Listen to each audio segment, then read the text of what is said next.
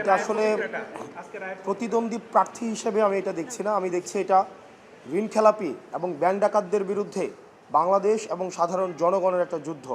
আমি এই যুদ্ধটা শুরু করেছি এবং এটার মধ্য দিয়ে পুরো বাংলাদেশ এটা বার্তা পেয়েছে, যদি আপনি ন্যায়ের পথে থাকেন, আপনি আইনের পথে থাকেন, ব্যাংক ডাকাত এবং ঋণ খেলাপিরা যতই শক্তিশালী হোক না কেন, দিন শেষে বাংলাদেশ এবং জনগণের বিজয় হবে।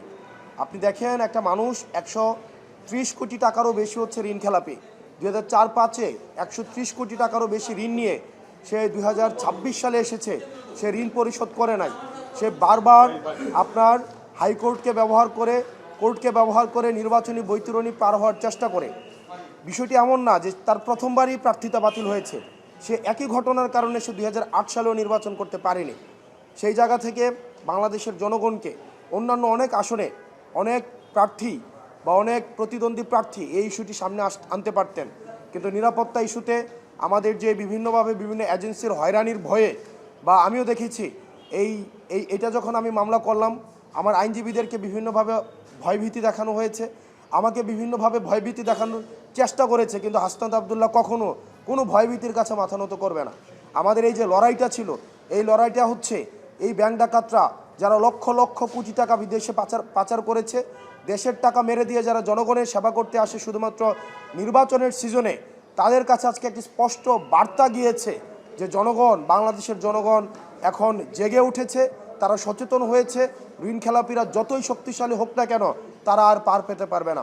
ইনশাল্লাহ আমরা বিশ্বাস করি 12 তারিখে জনগণের ভোটে নির্বাচিত হয়ে আমরা ঋণ খেলাপিদের জন্য পরবর্তী বাংলাদেশ জাহান্নাম বানিয়ে দেব। এটা সারা বাংলাদেশের মানুষের বিজয় এবং বাংলাদেশের মানুষের কাছে একটি বার্তা, আপনার পথ যদি ন্যায়ের হয়, পথ যদি আইনগত হয়, পথটা যত লড়াইয়ের হোক না কেন, সংগ্রামীর হোক না কেন, কঠিন হোক না কেন, দিন শেষে আপনার বিজয়ী হবেই। তবে সেক্ষেত্রে আপনাকে ধরে থাকতে হবে। আর আপনারা আমার ওই আসনে আরও 4 জন প্রার্থী রয়েছে এবং আপনি দেখেন, এটা খুব সহজ একটা প্রক্রিয়া। আপনি নির্বাচনে অংশগ্রহণ করতে হলে এটা পরীক্ষার মতো, আপনাকে টেস্টে পাস করতে হবে, আপনার ফর্ম ফিল আপের টাকা দিতে হবে।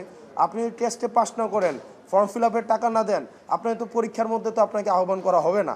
তো সেই জায়গা থেকে অনেকেই ভাবছে যে ওনাকে হয়তো এটা খুব সিম্পল হয়েছে, উনি 11 বিষয়ে ফেল করেছে, উনি হচ্ছে ফর্ম ফিল আপের টাকা দিতে পারে নাই। আমি শুধুমাত্র এই জিনিসটাই হচ্ছে নির্বাচন কমিশনকে দেখিয়ে দিয়েছি যে উনি টেস্টে ফেল করেছে, ফর্ম ফিল আপ যথাসময়ে করতে পারে নাই।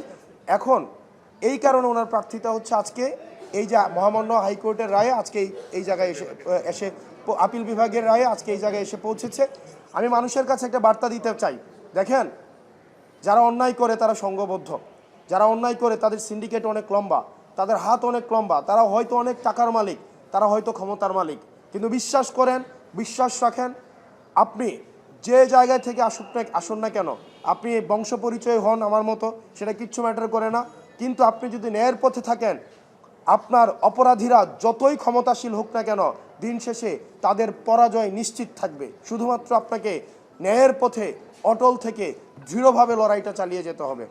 সারা বাংলাদেশের মানুষকে এই আহ্বানটা জানাবো, ঋণ খেলাপি, ব্যাংক ডাকাত, দুর্নীতিবাজ, চাঁদাবাজদের জন্য আমরা পরবর্তী বাংলাদেশ জাহান্নাম বানিয়ে দেব ইনশাআল্লাহ।